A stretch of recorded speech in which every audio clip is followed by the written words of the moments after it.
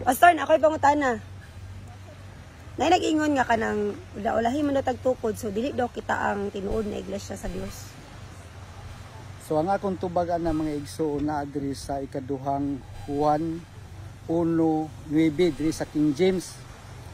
Bisang kinsa nga magauna o dili magapabilin diha sa tuluhoan ni Kristo, siya wala nakapanag-iya sa Dios. Siya nga nagapabilin sa tuluhoan ni Kristo, siya nakapanag-iya sa Amahan ug sa Anak. Mga igsoon, walay nauna o walay naulahi, bisan pag nauna ka, kung wala ka nagpabilin sa tuluhoan ni Kristo, dili ka iya sa Dios. Pero kung nagpabilin ka sa tuluhoan ni Kristo, bisag nagulahi ka, ikaw ang nakapanag-iya sa Amahan ug sa Anak. Nana lang mga igsoon. Dili pwede ma-justify ang gi-quote nga setas sa ato ang higala nga pastoy paghatag og prueba nga okay lang ang ilahang punto ka bisag naulahi sila, mahimo gihapon sila tinuod kay kuno nagpabilin sila sa tuluhuan nga gitudlo sa mga apostol o gitudlo sa ato ang Ginoong Jesucristo. Dili nila pwede ma-justify ang ilahang pag-exist na sila ra pagahimo ni anang maong gitawag og setasa. Number 1 point, pag-ingon ni St. John nga nagpabilin, subot ipasabot na ay existido nga pundok nga nagtudlo og pagtulunan nga gikan mismo kang Ginoong Jesucristo.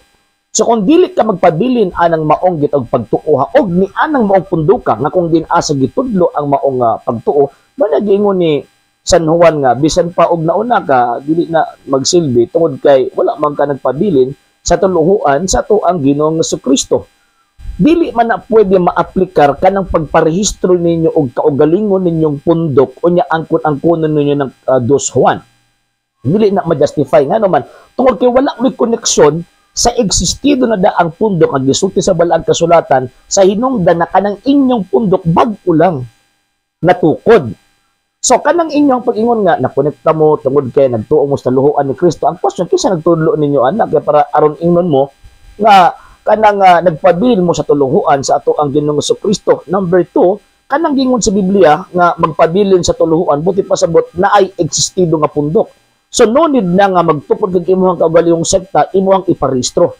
Kaya kung mahitabo na nga wala kay otoridad sa responsable or sa katong original nga gitukod na ni Ginoong Jesucristo nga gipasakupan sa mga apostol o nya nagbuot-buot ka ni anang mao pagtukod kay nagparehistro ka, imong giguba ang pagtulon ang naa sa balaang kasulatan nga sumala pa ni San Pablo bisan gani kami o sa kaanghel magtudlo og ebanghelyo nga lahi sa among giwali ipatunglo.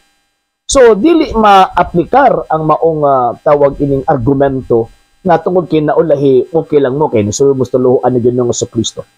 Lastly, ikaduha nga main point mga sir ug mga ma'am katapusan. Pag may nga tuluhuan ni Ginoong Jesucristo, buti pasabot ka ng pagtuo gitudlo from the 1st century AD. O dili na mawala. Nga naman, ingon man ni Ginoong Jesucristo, ako magauban kaninyo kanunay hangtod sa katapusan sa kalibutan.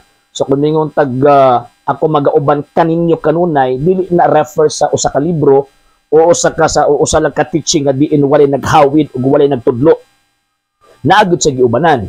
So katong iyang giubanan mao to ang nagtudlo concerning sa pagtulunan nga diin dapat huptan sa mga tao or dapat huptan sa matag magtotoo ngadto kang Ginoong Jesucristo. So kung wala kini maputol from the 1st century AD until now, wala ni mawala, buti pasabot existido ni. Kaya wa man nawala, di ba? So kung existido asa man nakaroon ng maong pagtuo. So dili gyud na kamo kay kanang inyo giparehistro ra man ninyo. Inyo ra man ang kaugalingong gitukod nga pundok ni ipahaom-haom ni sa balaang kasulatan.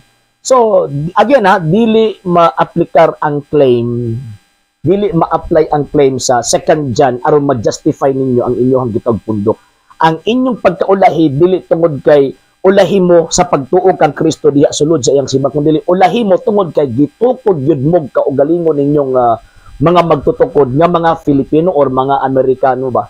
Kunya pagkahuman nagpatuo mo nga iya mo ni Ginoong Jesucristo. So, lahi tong tinuod nga iglesia, kang tinuod nga iglesia, wa mo tumawa.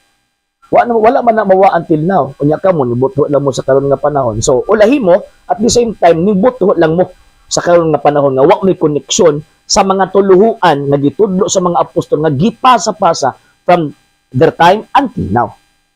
So, muna ato ang karuhon na mga sir ug mga mama, kay kasi makaingon na sila nga nagbuhat-buhat at ato. Biblia man ang resulti. di ni mawala. So kung di ni mawala, buti pa sa buto, ikaw nagtudo, dapat connected ka ng pundo ka. Dapat connected ka ng pagtuuha, nga gitudlo pod, nanudlo pod, mahitunggot ang pagtuuha. Kung dili ganya ka connected ana, so buti pa sabot ka ng pundo kroset ng imong gipasakupan, bugos, fake. Sa hindi pa po nakapag-follow sa mga pages po natin, i-follow nyo po yung mga pages po natin, RJ Horolanciano II, TV Apolia Punto Argumento page, Kuya Apologies TV page, and RJ's Vlog 2022. And pwede rin po kayo mag-send po dyan ng Facebook stars. And also, sa ating po mga channels, sa hindi po nakapag-subscribe, i-subscribe po ninyo yung mga channels natin, Dalay Catholic, Apologies International Official, RJ Sano II TV, Kuya Apologies TV, and Barrio Kawayan Religious Forum. And pwede rin po kayo mag-send po dyan ng super sticker, super chats, and super thanks. And maraming salamat po sa mga kapatid at mga Katoliko na ulis pong tumutulong sa programa po natin. Maraming salamat po. Nang dahil po sa tulong at suporta po ninyo, ang programa po ito, until now, andito pa rin po sa social media. And until now din po, nangangailangan pa rin po tayo sa tulong at suporta po ninyo dahil wala po kami magagawa rito mga sir, mga ma'am, kung wala po yung tulong at suporta po ninyo. Sa gusto pong tumulong, sa gusto pong sumuporta, pwede po ninyong ipadala ang tulong at suporta po ninyo sa pamamagitan po ng ating mga account numbers dyan po sa ating pong screen. And pwede nyo po kaming i-message sa ating pong page kung via remittance po yung papadala po ninyo. Maraming salamat po in advance.